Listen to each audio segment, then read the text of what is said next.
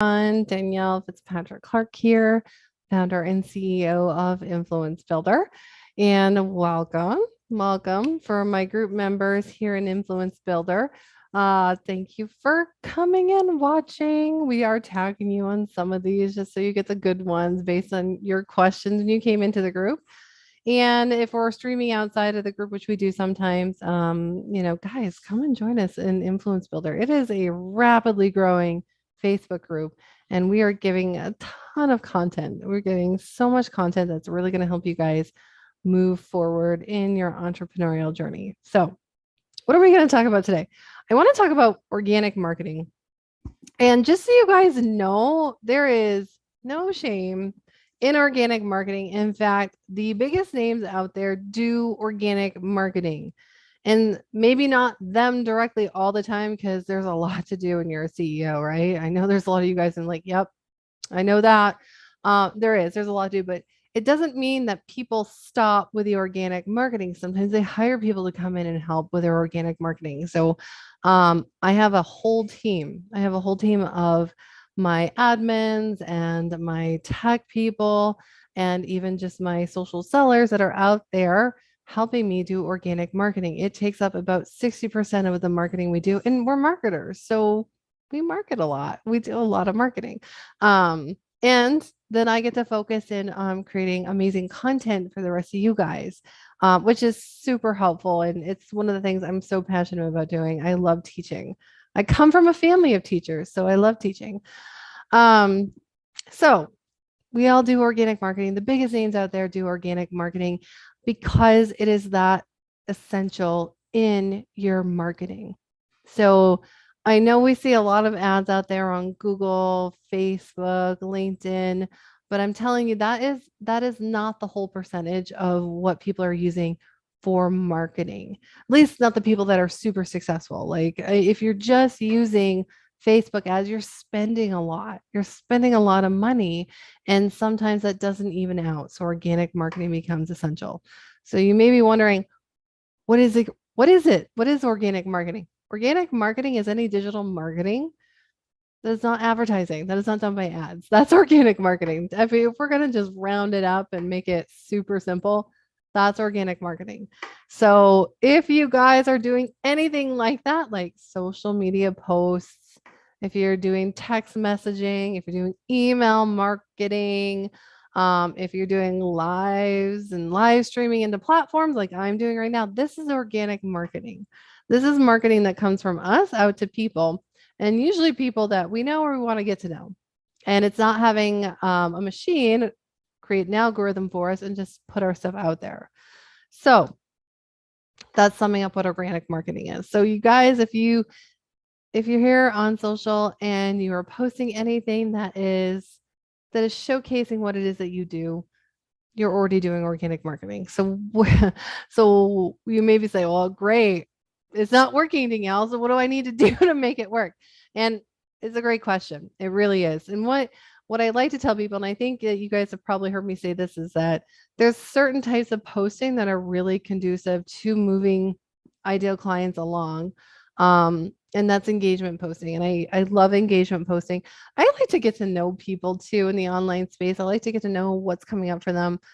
So I ask a lot of questions. Plus, I'm curious. And I want to know people, and I want to know what they're up to and what's working and what's not working.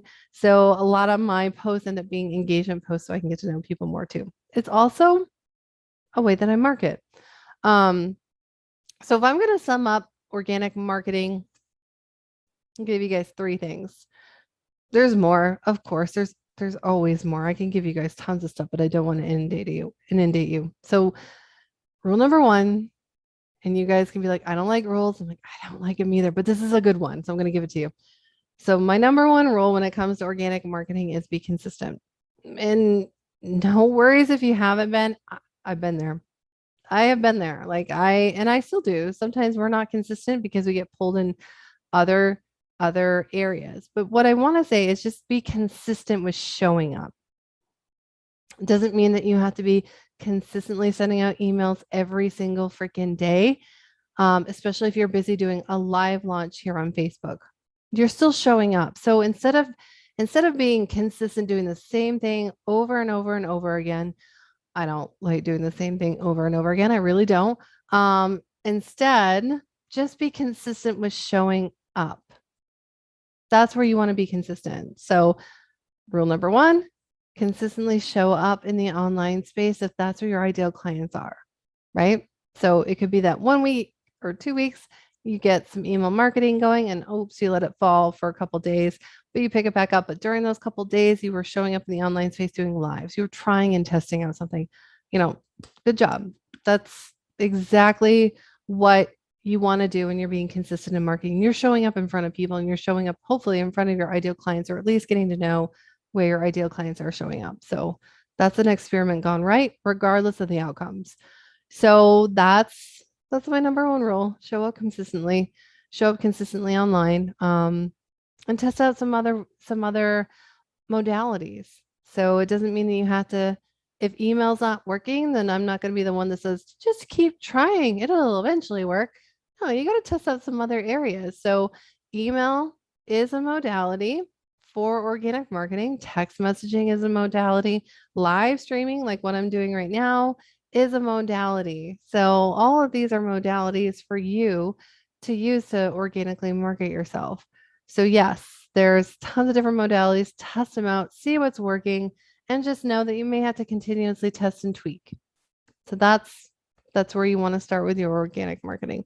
So the other thing is that organic marketing, sometimes people think that that's another way of doing market research. And yeah, I think that organic marketing is a great way to do market research. What I haven't found to be successful in recent months, recent years, okay, I'll say it, recent years, is coming out and saying that, hey, I'm doing market research. Anyone want to help? And that's still taught. That's still taught to go out there and do market research this way. I haven't found it to be a good indicator of information. And by that, I mean that when it comes to market research and somebody knows that you're writing notes with everything that they're saying, they get uncomfortable. So if you're asking someone like, hey, I've got a couple of questions, I'd really like to do some market research with you. Would you be open to that? And they say, yeah, sure. Sometimes we just ask people just to get some information, but there's a lot of things that happen with that information that we're getting them. One is that it can be really valuable when it is market research done with a current ideal client. So someone who is a current client that you love working with them, that's when it's really useful information. Or the other one is that if they are an ideal client and they just haven't purchased from you and you're asking them questions on what they would want, right? That works really well. However, when you're asking them to do market research, in the back of their head, they're like, oh gosh, they're going to sell to me something, right? It happens. It happens all the time. It happens somewhat in corporate. One of the things that I've heard a lot, it's kind of a, can we really take this survey seriously from this corporate company when they have done market research or done surveys on their employees, and it's to see how the performance of some area or some department of the corporation is doing. They're gonna lie. They're gonna lie. It's not a really great survey with information, but I tell you what, if I was in a job, regardless if I liked it or not, but I knew that my market research answers were being calculated and being saved and people could see it was for me, I wouldn't tell the truth if it was bad. I wouldn't say anything because I'd want to keep my job, especially in this climate. I'd want to keep my job and I'd want to keep the peace. So, that's the other thing. When people are put on the spot when it comes to market research and they're uncomfortable and they don't want to do it, they're gonna put their best foot forward. They're gonna lie. They're gonna lie. So all the time? No, some of us are terrible liars. Like I seriously think my nose gets longer every time I tell a fib. So I'm not Pinocchio yet. So I stopped doing that quite a while ago. And yeah, so market research done that way doesn't always work. So if we're going to do market research with our organic marketing, engagement posts are a really great way of doing this. So what's an example? And the other thing I like to tell people is that you don't have to have a product completed in order to start engagement on it. In fact, it's one of my favorite things to do is to validate a product or a program that either I have coming out or that one of my clients or the companies that hire us to be their CMOs or fractional CMOs. We actually do engagement posts and we validate before we go and complete creation of a product or program. And what that looks like is it's a simple question. It's a simple question put out there to see what the response is. And it's usually a simple question put out there in front of our followers, our email following, people that are within our secondary circle of influence, which I call the second circle of influence. And that's people who know you well and who follow you consistently, but maybe are not in your inner circle, maybe haven't completely bought into a program or product before, but they're right outside of that. And that's usually who you do some engagement with to see what they think. And, so what's an example of that? So one example would be if I was to want to validate a new course or a new group program, I would say something like, I'm really, I'm really interested to see if there's a demand for this. So what's a good example? Well, let's just say that during our testing, because we do a lot of testing in our company, we do it for ourselves, we do it for our clients to see what's working and what's not within their given industry. So I would do something like, I just found a really amazing hack to increase your traffic by 10 times what it normally does. I'm thinking about creating a course around this to teach you a step by step by step. Would you guys be interested? So let's just say I post that in my Facebook group, and I would see who raised their hand, who was interested, and based on that response, I may move forward with creating a course or a training, or I may say, "Man, that one didn't work. I'm gonna throw it in the trash." So that's kind of what it looks like to validate a program, product, or an idea before creating all of it. Because can you imagine creating a course, like a very robust course on with all this amazing information and spending the hours upon hours upon hours in creating it, and then the hours upon hours of putting together the sales page, the product page, the funnel, the email nurture. It's a lot of time only to come out and launch it to hear crickets. Be very disheartening. Very disheartening. I definitely wouldn't feel good about that. And I've done it before. I have done it before. Does not feel good. So won't do it again. Won't do it again. Always will validate a program product before I put it out to market. So these are some ideas for you guys when it comes to organic marketing. How do we do this? So we can do consistency counts. It doesn't have to be a consistency that doesn't make sense. So again, if email marketing works, great, be consistent with it. If it's not working and you've been doing it for a very long time, you don't have to be consistent with that, but just be consistent with showing up. So find another way to get in front of your ideal clients. So that's number one. The other one is you guys can engage. You guys can engage with your ideal clients. And you can do some market research, but usually look at it as a form of validation.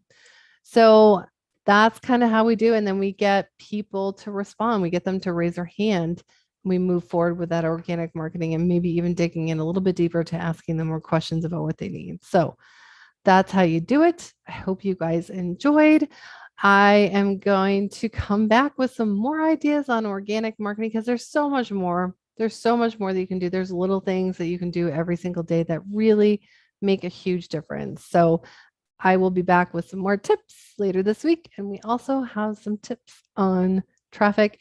And get ready, guys. I am just about to release a training on how to show you guys how to get on to LinkedIn Live. So LinkedIn Live is a huge, huge need for entrepreneurs who are looking to build out their LinkedIn platform. Their ideal clients are over there on LinkedIn. This is going to be a game changer. And we've been able to get ourselves, our clients, on LinkedIn Live and going there very, very quickly. So if you guys are going to really want to see this training, look for the link. We're going to send it out to you guys in the group. If you're not in the group, you got to come into Facebook. You're going to want to see this training. Go into Facebook, put in the search top left. Yes, I have a hard time with my left and right sometimes. Top left, put an influence builder, look for groups. You will see us. I think we're pretty sure we're the only ones that have a group named Influence Builder.